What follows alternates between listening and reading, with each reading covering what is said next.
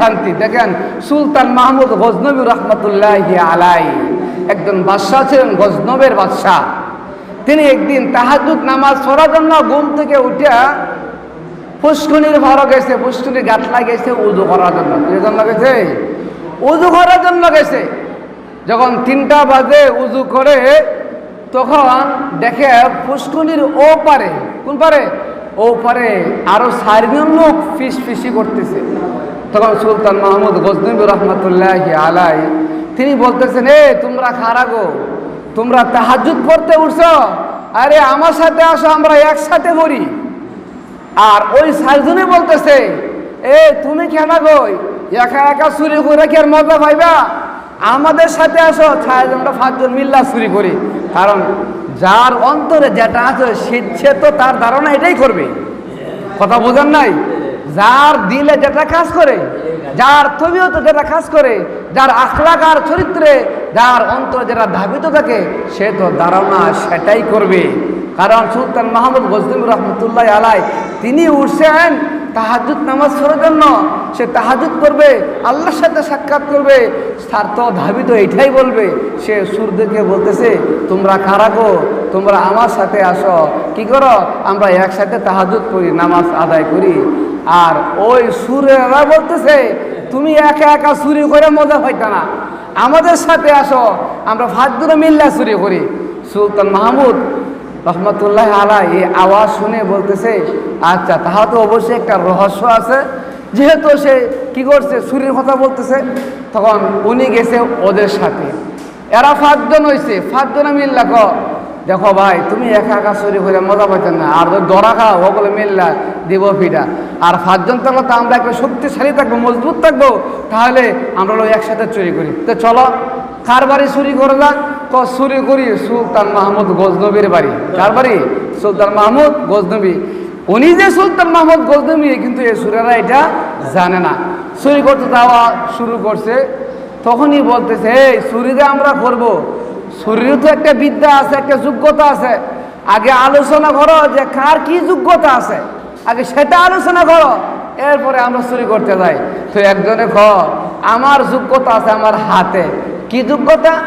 ঘরে যখন থালা থাকবো, থালা সামনে গিয়ে হাতের থালি দিব, তালা উঠে মুঠে খুললা দেব। গেল একজন।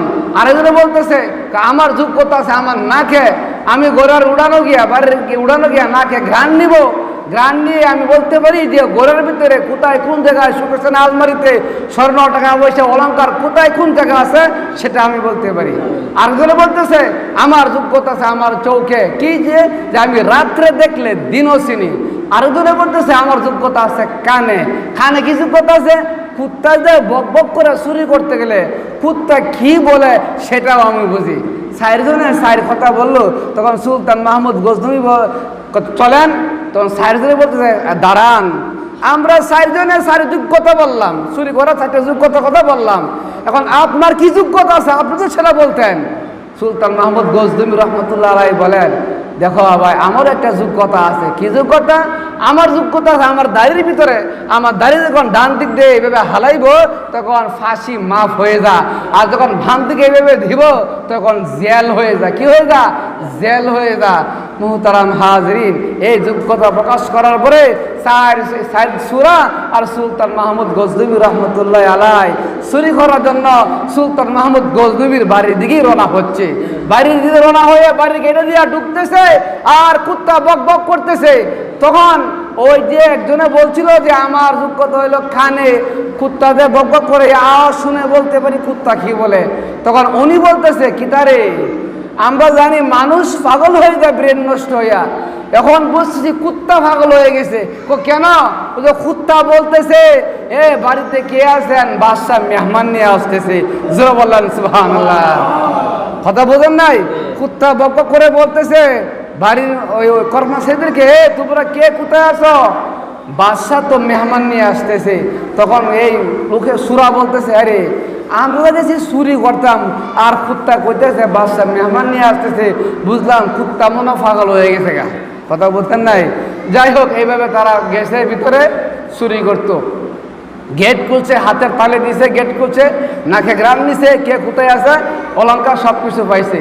সুরারা চুরি করতেছে, একদিক দিয়ে সুলতান মাহমুদ গজনবী বলতেছে, আচ্ছা তোমরা গাড়ি গুটি গুছাও, আমি আসি। এ কথা কয়ে দিকে থাকা মসজিদে নামাজ পড়তো, আর বাহির দিয়ে গেটটা লাগাইতে হয়ে গেছে। বাহির দিয়ে গেট লাগায় নামাজ আদায় করে, ফজরের নামাজ আদায় করে সে আবার গেট দিয়ে ঢুকতেছে। আর স্যার সুররা চুরি কইরা 5টা গাড়ি বান্ধা তারা করে, আমরা যদি দৈরেও ফালা তো জেল ফাঁসি মাফ, কারণ যোগ্যতা তো আছে, জেল ফাঁসির লোক তো আমাদের কাছে আছে, তাও তো মাফ, আমরা একটু ঘুমাইয়া লই।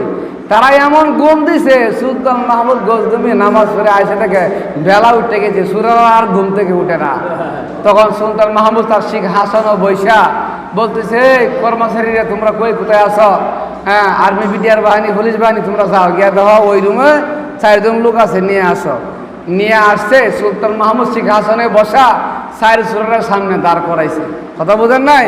যখন দাঁড় করাইছে, 3 জনের চেহারা একেবারেই ভয়ঙ্কর হয়ে গেছে, ভয়ে ভয়ে আতঙ্ক হয়ে গেছে, ভয়ভীতি কাজ করতেছে। কিন্তু 4 সুরার ভিতরে একদম মুটিমিটি করে হাসতেছে। তখন তাকে বলতেছে, তুমি হাসো কেন? হাসতেছি একটা কারণে, আমরা তো সুরা ছিলাম 5 জন, এখন দাঁড়াইছি 4 জন, তা আরেকজন কই? আরেকজন সিংহাসনে বসা কেন? কারণ যে লোকটা বলছিল যে রাত্রে দেখলে দিনও চিনি, কি বাদশাহ জাহাবানাব, আপনি তো আমার সাথে চুরি করতে আসছিলেন, আপনি আবার ওইখানে কিনে আপনি এদিকে আসেন। তখন 4 সুরা কি আর এই কথা শোনার পরে সুলতান মাহমুদ কি তার চেয়ার ছাড়বো? না, চেয়ার ছাড়তো না। তখন তারা দুনো হাত এভাবে জোর হাত বাড়িয়ে বলতেছে, বাদশাহ আমরা অন্যায় করেছি, অপরাধ করেছি বাদশাহ, আমরা কিছু সময় হওয়ার জন্য তো আপনি আমার সাথী হয়েছিলেন, আর আমরা আপনার সাথী হয়েছিলাম, এইদিকে খেয়াল করে আপনি আমাদেরকে মাফ করে দেন, আমাদের ফাঁসিও মাফ করে দেন, জেল মাফ করে দেন, জোরে বলেন সুবহানাল্লাহ। তখন এই বাদশাহ তাদের জেল, হাসি সব কিছু মাফ করে তওবা করে খাঁটি মুসলমান বানায়া বিদায় করে দিয়েছে, জোরে বলেন সুবহানাল্লাহ। মুহতারাম হাজরিন, এই কথাই বলতেছিলাম, বাদশাহ দুনিয়ার বাদশার সাথে সম্পর্কের কারণে আজকে জেল মাফ হয়ে গেল, ফাঁসি মাফ হয়ে এলো। আর বাদশাহ আকামুল হাকিমের সাথে সম্পর্ক রাখলে দেখা গেল দুনিয়া তো শান্তি, আখিরাত তো শান্তি। এজন্য আল্লাহ বলছে, ওয়াকুনু মা'আস সাদিকিন, তোমরা সত্যবাদীদের সাথী হয়ে যাও, তোমরা সত্যবাদীদের সাথেই চলো, নেককারদের সাথে চলো, নেককারদের সাথেই বন্ধুত্ব করো। আল্লাহ তাআলা আপনি আমাদের সকলকে আমল করার তৌফিক দান করুক, সকলে বলেন আমিন। যারা সুন্নাত প্রেমে সাথে